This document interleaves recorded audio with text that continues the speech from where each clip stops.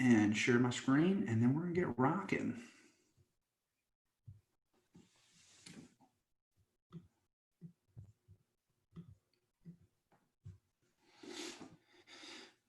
All right, so let's start off. I typically start with a conversation about frameworks for integrating technology.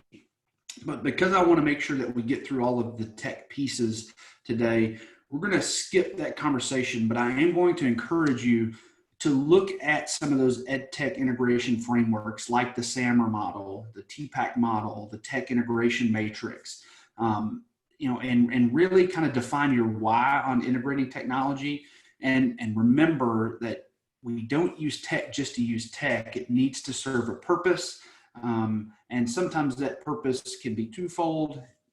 Make your life easier, because we need to be using tech in classes to prepare students for a tech-driven workforce. But I highly encourage you to do some of that on your own as you start planning for the fall semester. But why do I use ed tech tools? And that it's very simple. Streamline processes, to help me with formative assessments, grading, providing feedback. It's a way to engage students, to make learning more interesting. And one of the most powerful reasons why is because it can help us shift students from consumers of content to creators of content. And I always start with this first recommendation, and not being super familiar with Pennsylvania schools. A lot of schools here in Texas are Google schools. So I always encourage folks to dive into all of the resources that Google has available within their Google for Ed app domain. They have these terrific first day links. So for instance, if I go to, we'll go to Docs. This is their first day link. They've got some basic video tutorials, some additional things that you can dive into. This is giving students a voice with voice typing, so using voice to text features in Google Docs, and then all of these other great resources for how you can leverage that particular platform in your course. So highly encourage you to dig into those. There will be a PDF of this presentation that I think that will be shared after your workshop finishes up, and all those links on that will be live, so you'll be able to dive into those. Also encourage teachers, pre-service teachers, to consider getting certifications with the Google products. So Google Certified Educator Level 1, you can take the course. It's free. They have all these training sessions, and it's $10 if you want to take the test to get certified. For Level 2, which is an advanced level use of all of the Google for Ed apps, YouTube Docs, Forms, Google Classroom, etc. That certification exam is $25. And then after that, if you want to become a certified trainer, so you train other teachers or pre-service teachers on how to use those tools, that application for that particular exam is $15. They don't have a cost listed on the innovator, but if you ever get to that point, there will be some travel associated with that, because you typically have to travel to wherever they're hosting that particular workshop for the innovator certification. But I talked earlier about streamlining processes, so let's show you how that works. If you've got a smartphone, open up your camera and scan the QR code. Or if you don't have a smartphone, or if you don't have a camera that will pick up QR codes, you can type in this short URL. So scan that or type that URL in, and then fill out that form. And let me double check and see how many. 6. So we've got about 18 people in here. So as you fill that out, whatever email you put into that form, I then want you to open that email up and see if you have an email from me.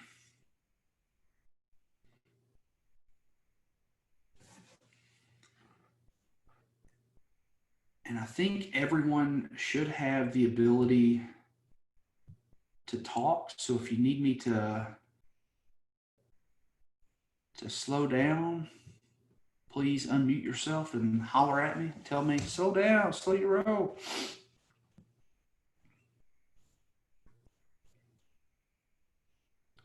Dr. Foster, this is that very similar process that I've shown you before, how I did my automated bibliographies and things like that.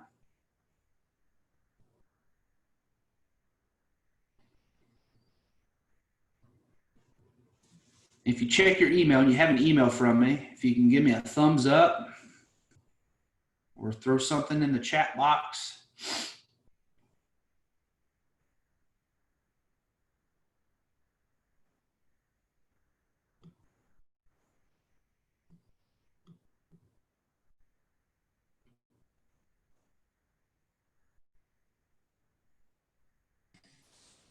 I got an email from you.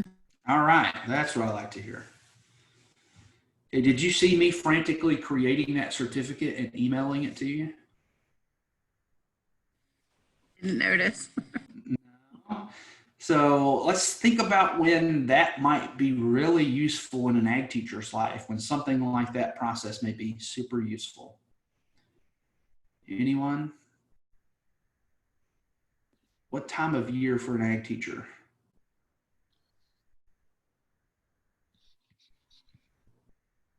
Starts with a B and ends with an anquet season. Banquet season? Yeah, banquet season, right? Yeah, think about all the certificates that you create during banquet season and how much easier it would be if you had a process set up that would create those certificates for you. So, 16 or so of you in the room, 18, I think, in the room who had the opportunity to fill that out and then automatically go to their email and receive a customized certificate. I didn't have to create those. It took me about 5 to 10 minutes on the front end. And then now I can run that until the end of time, as long as everything is still set up correctly. So that can save a lot of time in an ag teacher's life, certainly. And after I talk about Google Forms, I do like to bring up that Microsoft, for most of the Google products, there is a similar product that Microsoft offers. So Microsoft has a platform called Microsoft Forms. And there are a couple benefits to Microsoft Forms over Google Forms. And if you're a Microsoft school, you're going to use this one anyways. But a couple things that I like better on Microsoft Forms that Google Forms doesn't have built in already is they have a start and end collection option, and they have a generate QR code function built in already.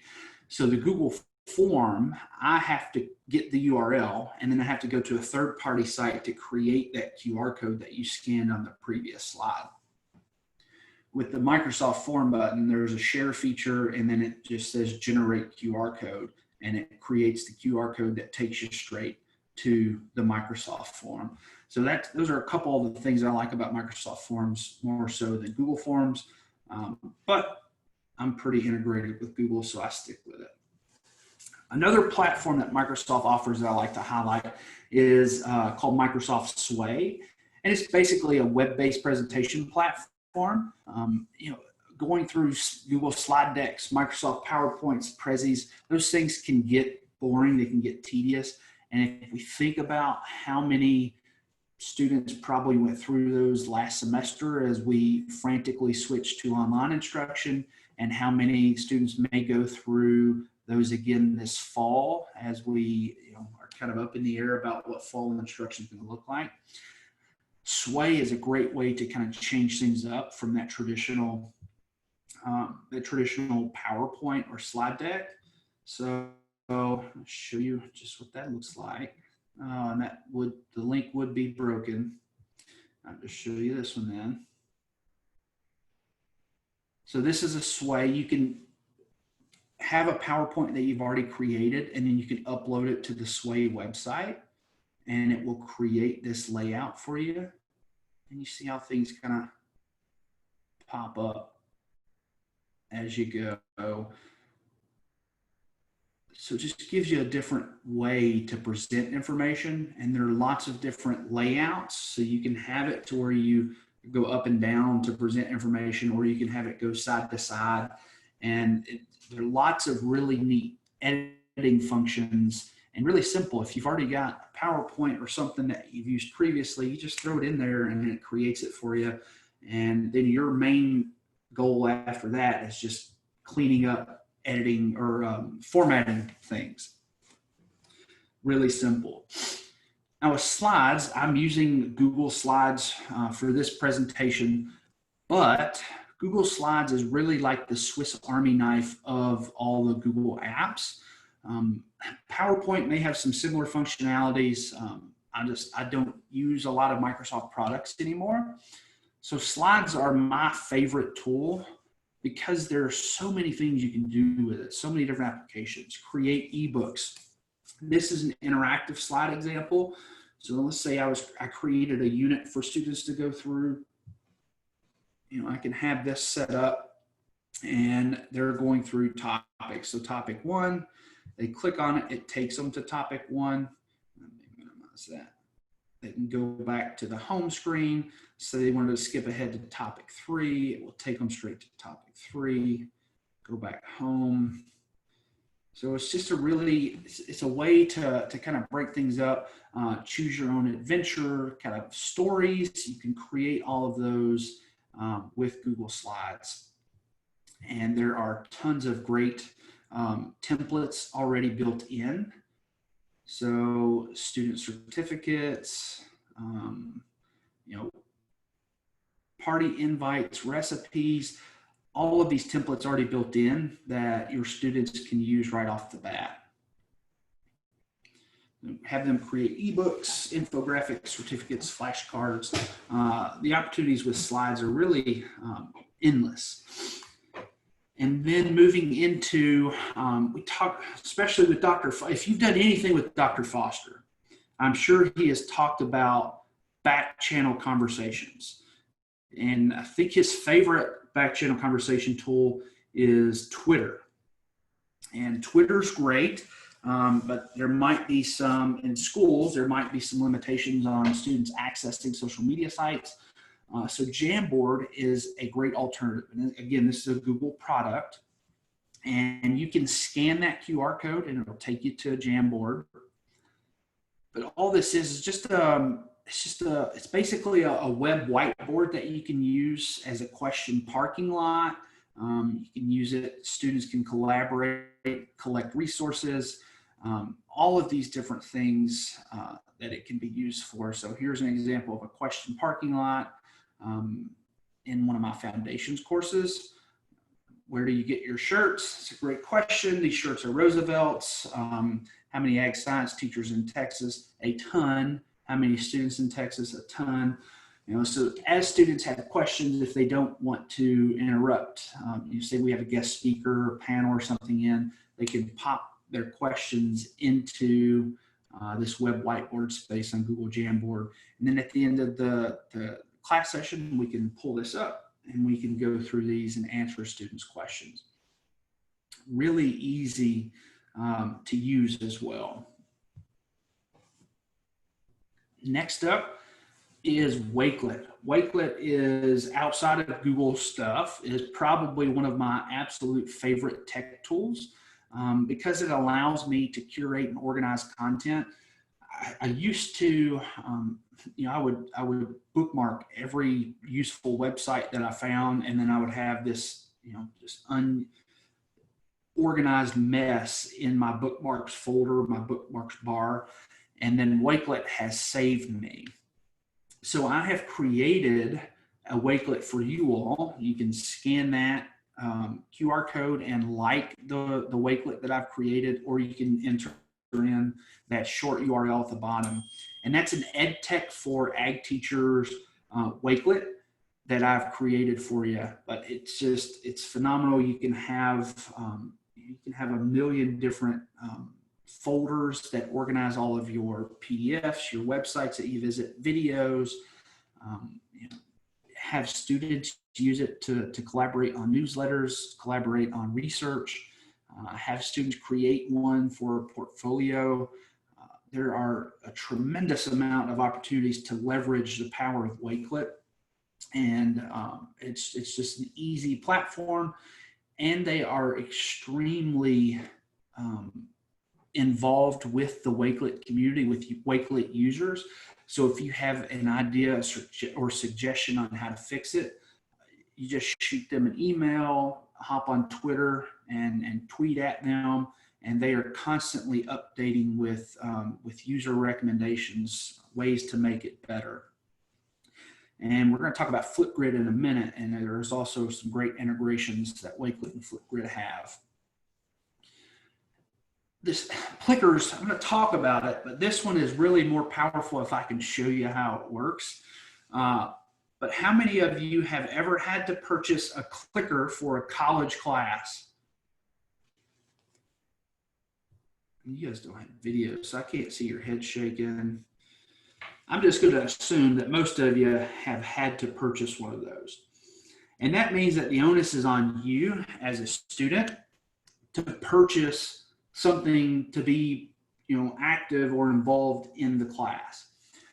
What Plickers is paper clickers, and it allows me as the teacher to upload a roster into the system, and it generates QR codes, and then I can hand those out to students, and then I can have questions on the board, with answer options A, B, C, or D. And then when I ask you to answer, you hold that QR code up, and there's an A on the top. If you want it to be A, you hold that up. If you want it to be B, you rotate it. And you just the teacher takes their smartphone. And a great question just come in about how Plickers can be used virtually. So if you're doing live sessions, you can let me finish explaining how it works. You scan the room, the QR codes, and it will pick up everyone. If Dr. Foster was holding up A, when I scan the room, it'll say, all right, Foster answered A, Opie answered B. And then I can show the live results on the board who got, it doesn't say the student's name, but it says this percentage got the answer correct, this percentage got it incorrect. So it's a great tool for like some real quick immediate feedback. Suggestion came in about if you print those QR codes, laminate them. Yes, great idea, because you can reuse them in different classes, but make sure you matte laminate, because sometimes the lighting in classrooms can play funky with the shiny laminate, and it will make it difficult to read. But anyways, the question came in how those can be used virtually. So if you are going to do synchronous sessions and you've got it set up, so you're using Zoom or Google Meet, and you've got grid view, you can still ask students those questions and have them hold those up. I've not tried it virtually, but it would work. Just like the QR codes that I've popped up here. I mean, that's all you're scanning. So if you had the grid view on the screen and you asked students to answer, they could all hold it up, and then you would just take your smartphone or other smart device and scan those QR codes.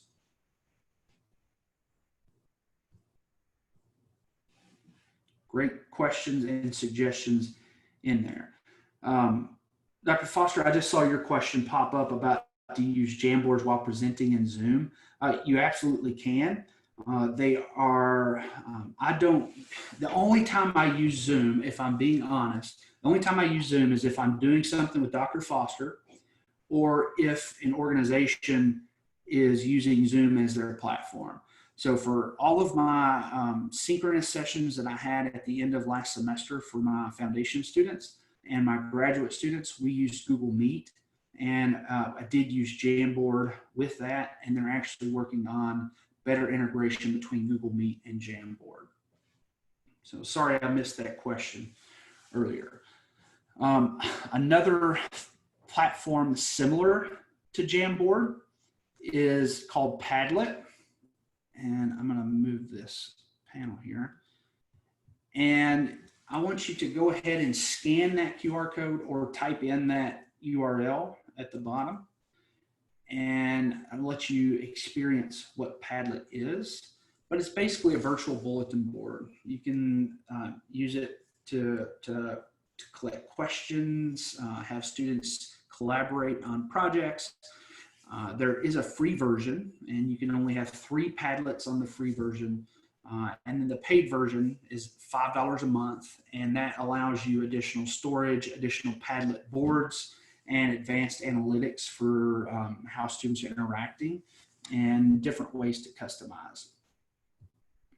So I'm going to pull this one up, and this is going to ask you, where are you visiting from? And several of you have already figured out. When you get to that page, all you have to do is click on the little blue plus button, and then you can just type in. So I'm going to say, because I see Oakland on there, I'm just going to type in Oakland.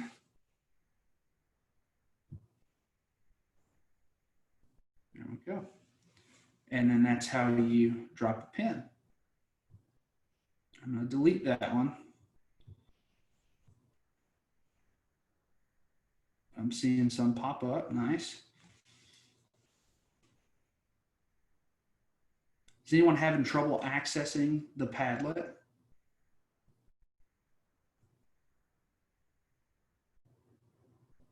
Nope, there's another one popping in.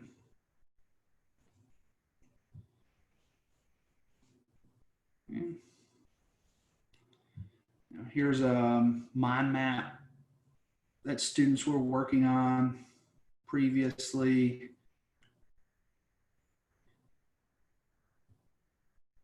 One for ag, so students are creating these. And these also have some really neat share functions as well. Let me get to this one. That's not the one I wanted. Sorry, that's the one I want. So share, and then I can get a QR code just like I did previously. I can embed this on a website and share it on social media. And then I can also export as an image, as a PDF. And for, if I'm including hyperlinks and things like that, I like to do the PDF option because it will keep those live if you make them live on your Padlet itself. But it's a great way to keep a version, you know, of those mind maps. I can keep it, and then we can share it with the next set of students in the course. So we're leveraging what students are creating for future courses, which is always good. It's always good. Flipgrid is another platform, and this one is an absolutely incredible tool to help empower students. You think about all of the speeches that students give in an ag program, and this is a fantastic way, especially as you as the idea of moving to complete virtual instruction occurs. Flipgrid is a great way to have students still be able to practice speeches. I see conversations on some of our ag social media platforms like Ag Discussion Lab, Ag Teacher Buddies, you know, that someone will get on there and like, I've got a student who refuses to say the creed in front of the class. And then you get, you know, 100 people on there. Well, they kick them out. They don't belong in there if they were not willing to say the creed in front of the class. I had to do it, so should everyone else. Well, that's not really how teaching and learning works. It's not how it should work. We should meet our students where they're at. And Flipgrid is a great way to give a student another avenue for saying the creed or for practicing speeches so that they don't have to do it in front of students if they're not absolutely comfortable. It could be a way to hear all of your students' voices around a certain topic. And they do have this new feature. It's called, it's the AR feature. So you can create a video, say you've created stations in your classroom or online, and you can create a video with instructions and put a QR code on that station or on that section on your website online. And when students scan it, your video will pop up So if you had a poster on the wall with a QR code and the student scanned it, your video would overlay on that poster, and then all your instructions would play. And then students could scan that again if they missed out, or if they didn't remember all the instructions, or if they needed an additional hint. You could use it as a help feature. But it can be a little tricky to set up on the front end. So I would highly encourage you, if you're going to use Flipgrid, to spend a little time on the front end learning how the community functions work, how the grid functions work, because it can get a little tricky on the front end. Once you're in there and you've got your first grid set up and you've had your first videos come in, it becomes really easy to go in and create those pretty quickly. And then, because I talked a lot about moving students from consumers to creators, I have to highlight Anchor. Any podcast fans in the room? You throw something in chat.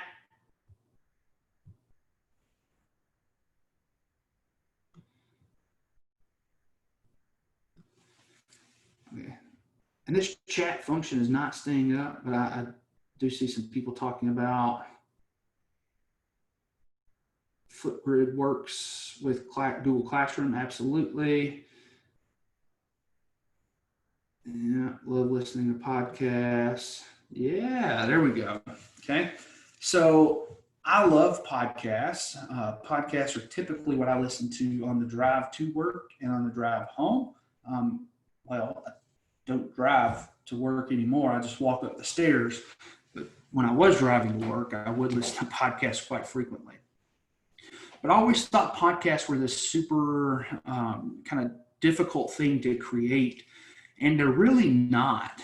And this platform in particular is so incredibly easy to create a podcast that it makes zero sense for you to not challenge students to create multimedia content. And if they're interested in creating podcasts, this platform is extremely easy for them to create. It could be a specific assignment where they have to create a podcast on a specific topic in a course.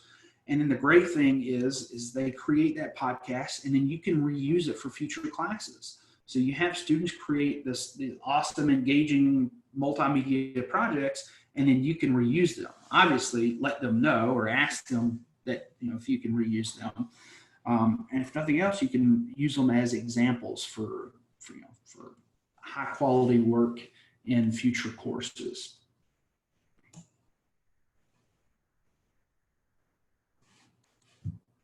Okay. GradeCam. This one, probably not going to be the easiest. I don't even know if I'd recommend it if you're going to be all virtual, but I do love GradeCam for helping guide instruction. So in my foundations course, how I use this is it's a web-based grading platform. I upload the roster and I can print out these bubble sheets. I can also laminate those bubble sheets and reuse them. But 10 question test, if we had reading or something before a class, I'll have 5 or 6 questions just to make sure that the students engaged in the reading before they got to class. And as they turn those in, I can scan those on my smartphone or on a webcam, and it immediately grades them.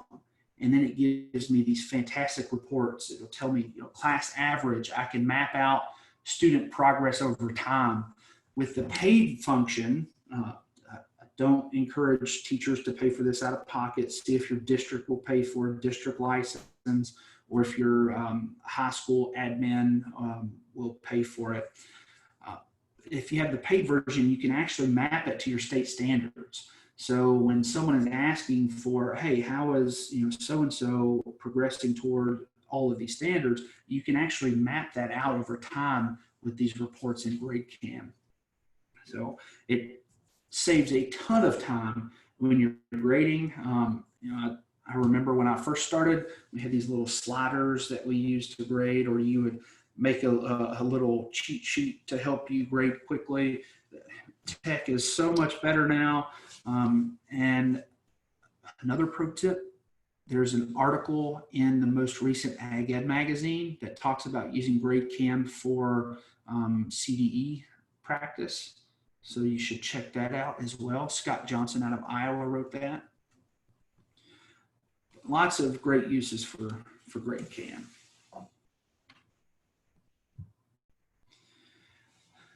Next one, to kind of spice up presentations, is Nearpod. This one, absolutely use it for virtual because they have all these awesome VR 360 field trips and tours built in. And this is, I'm a national park geek. I don't think we have any other faculty members in this room that are national park geeks. I don't think Dr. Foster likes national parks at all, if I'm being honest. But they have all of these incredible virtual tours where students can learn about national parks. They have these teacher guides for how to do. I was just checking to make sure Dr. Foster was listening. Background, I'm going to get to one of the pictures. Oh, come on. Here we go. All right. So students can explore these pictures on their computer, or if they have like Google Cardboard or something like that, they can actually enter VR and then physically look around on their phone inside those cardboards. Okay. So Nearpod's a great way, again, to spice up presentations themselves, and it's a fantastic way to incorporate virtual field trips into distance instruction. Yes, yeah, Dr. Robin McLean did present about Nearpod yesterday. So if you didn't attend that one, if they recorded it, definitely watch it because hers was a deep dive into Nearpod. Nearpod is a fantastic platform. Moving on, ThingLink is another great platform. It's not just for 360, but 360 is what I mainly use it for. But it's you can annotate images, you can tag, you put points of information, add links, add videos, audio narration, all of those different things into standard images, videos, and 360 degree. So I've got a couple examples to show you. Again, it's a really simple platform. For this one, I went out, I took a 360 picture, and then I annotated by adding these in. So this takes you to the Leach Teaching Guardians website. And my internet's going to act up. There we go. So this is just a picture with some information about that particular point in the guard. Yes, ThingLink is not free anymore, and you can, last I played with it, you could add voice annotation. You could add voice narration. So you just record your audio somewhere and then upload, just like this YouTube video, link to the YouTube video, and it pops up. A long time, probably 30 years. Okay. So another great thing is that you can take these and incorporate some quick assessment questions in there. And then we also have it where you can link different 360 pictures. So if you wanted to create a tour, you can do that. Okay. So there's me out there taking the pictures. And we've got some information here showing you where the Leach Teaching Gardens is on the map.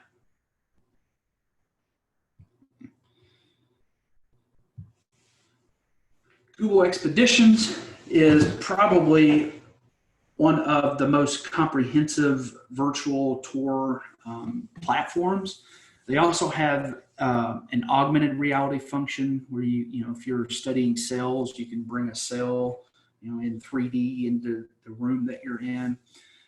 But with Google Expeditions, you can actually load locations and lead virtual tours for your students. You can have them join. Leading the virtual tours is not really possible if you're not on the same network. But you could still explore Google Expeditions and assign those as a supplement to your instruction, as a way for students to explore different parts of the world, to learn about different parts of the world. And then you can have students create with Google Tour Creator, and then that can be viewed with Google Expeditions. So you can scan this QR code or type in this short link. The link is not working, but I'll type it in.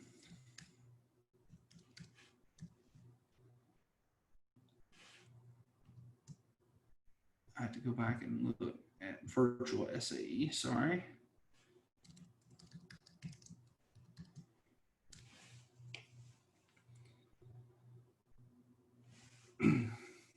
And you can create your own virtual tours. So this is a virtual SAE visit that we worked on here. So this is a student's poultry SAE. And then again, we can add hotspots. This is, the camera that I use to take the picture. I can then go to the next scene. This is inside the fence area of the coop. More information. This is the shelter. The chickens have access to nesting boxes. So we create this with a 360 camera and a platform called Google Tour Creator, which then allows you to view those tours through the Google Expeditions app. So this is the platform that I use to create it. You can have them create tours, have them create virtual SAE visits, and then again, you can use those to help teach future classes. Especially, I'm just thinking about the possibilities with SAEs, how many more students you can visit if you had students create virtual tours of their SAEs. I should make this known up front. Virtual SAE tours or visits are not intended to replace SAE visits. It's just meant as another tool in the toolbox. Another opportunity for you to visit more students. And it may be really important if we are completely virtual in the fall semester. Look at some of the university systems, they're limiting travel altogether. So I don't know what specific school districts are going to do, but if you can't get out to visit your students' SAEs, have them create a tour and then you can visit virtually. Get this chat box pulled back up so I don't miss anything. Great question in the chat box I want to address. Someone asked if I had a lesson plan for the SAE Tour Creator idea. We don't have a lesson plan yet. That was actually an innovative idea that we did for a research conference. And we are currently working on a step-by-step guide for students to use to create their own virtual tours. So a teacher could pick up this packet and they could just give it to a student and then they could go home and create their own virtual tour. There are ways to create 360 images without a 360 camera, but if I would highly encourage you to just invest in one for your program. You can get a really decent one, a Ricoh Theta V for $300 or less. Get one and you can check it out to students. I had another question from Dr. Foster. What do I think they could create on their own? Are you talking about the tour creator themselves, Dr. Foster? Yes. Yeah. So I think with their limitations would have the capacity to create something similar to the poultry SAE example you showed. Yeah. So again, they can create it. If they have a smartphone, they can create that. The Google Street View app will allow you to take a photosphere, a 360 picture. Now, there are going to be some issues with quality with stitch lines in that particular platform, but they can absolutely still create that. It's really easy, and Tour Creator is a free platform, 100% free for students.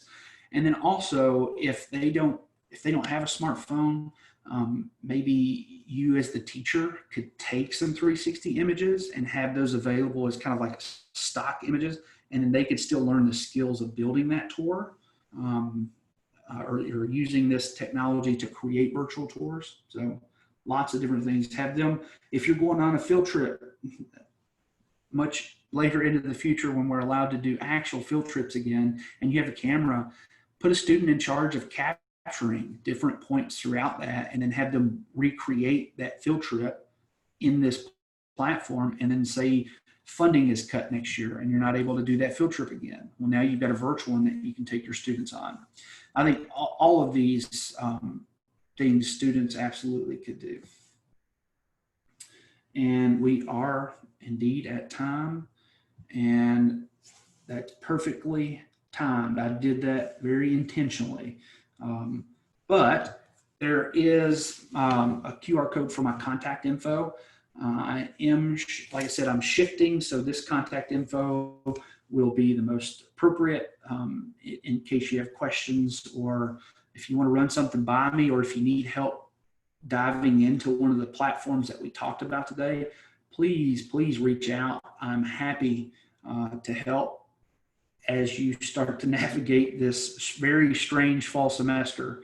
I think it's even more strange than what we went through with the immediate switch to all online, because right now it's, hey, be prepared to teach face to face, but also be prepared to teach online, but also be prepared to do backflips on a school bus going backwards down a hill. So anything you need, please reach out. Happy to help. Okay. Questions, comments, snide remarks?